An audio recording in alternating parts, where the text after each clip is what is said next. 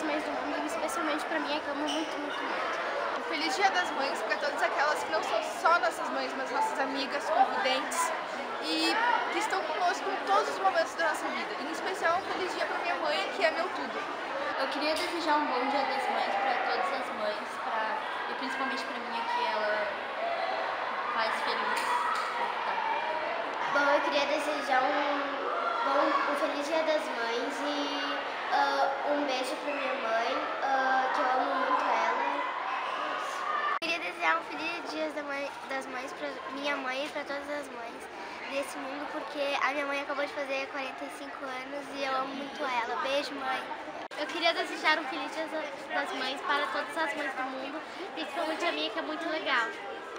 Eu desejo um bom feliz Dia das Mães para todas as mães do mundo, especialmente a minha.